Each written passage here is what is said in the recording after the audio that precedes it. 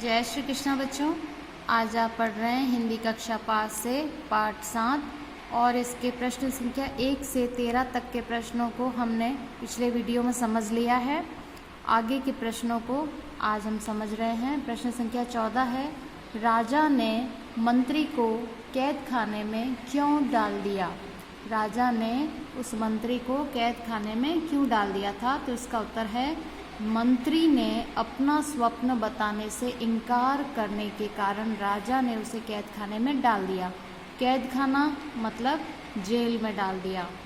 तो मंत्री ने अपना जो सपना था वो राजा को बताने से इनकार कर दिया। राजा ने पूछा मंत्री से कि तुमने क्या सपना देखा, मुझे बताओ। लेकिन मंत्री ने राजा को वो सपना बताने से इनकार कर दिया था। इस कारण राजा ने उसे कैद खाने में डाल दिया था।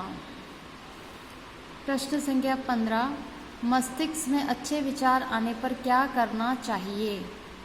मस्तिष्क में अच्छे विचार आने पर क्या करना चाहिए? तो इसका उत्तर है, मस्तिष्क यानी आपका दिमाग। दिमाग में जब आपके कोई अच्छे विचार आते हैं तो उसके आने पर आपको क्या करना चाहिए?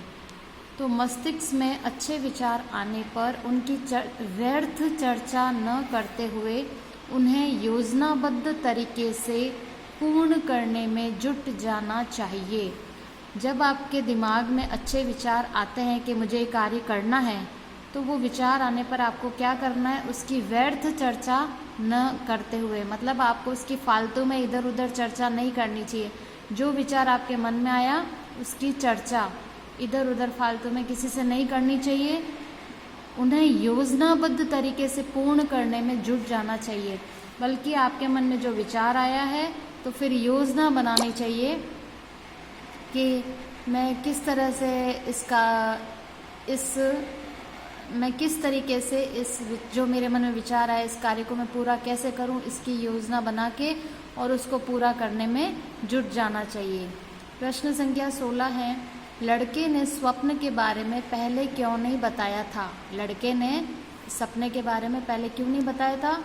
तो इसका उत्तर है, लड़के को यह डर था कि यदि वह पहले स्वप्न के बारे में बता देता तो कोई भी इसे पूरा नहीं होने देता।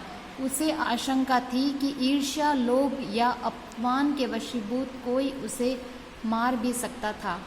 अब लड़के ने अपने सपने के बारे में उसे ज़मींदार ने भी पूछा था, उसको सेठ ने भी पूछा था, उसको राजा ने भी पूछा था, लेकिन उसने अपने सपने के बारे में किसी को नहीं बताया था पहले, है ना? तो क्यों नहीं बताया था? तो लड़के को यह डर था कि यदि वह पहले स्वप्न के बारे में बता देता तो कोई भी इसको पूरा नहीं होने देता। उसे आशंका थी कि ईर्ष्या, लोभ या अपमान के वशीभूत कोई उसे मार भी सकता था। जैसे कई बार क्या होता है, कई व्यक्तियों को हमसे ईर्ष्या होती है या हमसे लोभ होता है, तो वो क्या कर सकते हैं? ईर्ष्या के वश में होकर वो हमें मार भी सकते हैं। तो लड़के को भी यही दिमाग में बात आ रही थी कि यदि मैंने सपने की बात पहले ही सबको बता दूं तो हो सकता है कोई मुझे इस सपने को पूरा नहीं होने दे।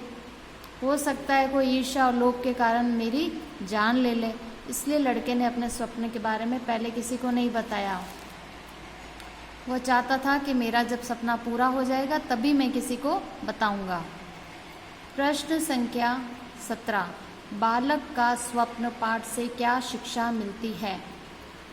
बालक का स्वप्न जो ये पाठ है, इस पाठ से आपको क्या शिक्षा मिली या क्या शिक्षा मिलती है इससे? इसका उत्तर है, बालक का स्वप्न पाठ से यह शिक्षा मिलती है कि मन में जो विचार आए, सुनहरे भविष्य को लेकर जो सपने आए, उसकी लोगों के सामने व्यर्थ चर्चा नहीं करनी चाहिए, बल्कि उन्हें पूरा करने के लिए योजनाबद्ध तरीके से जुट जाना चाहिए।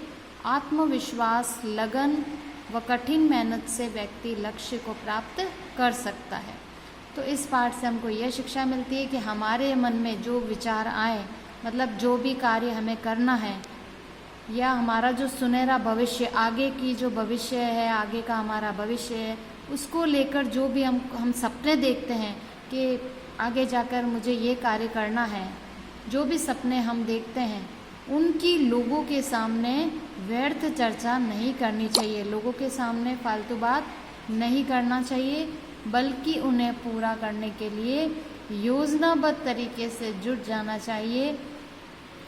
आत्मविश्वास, किसी भी कार्य को करने के लिए हमारे मन में आत्मविश्वास का होना ज़रूरी है। तो हमारे मन में आत्मविश्वास होना चाहिए, किसी कार्य को करने के लिए लगन होनी चाहिए और कठिन मेहनत हमको करनी होगी। उसके द्वारा व्यक्ति लक्ष्य को प्राप्त कर सकता है।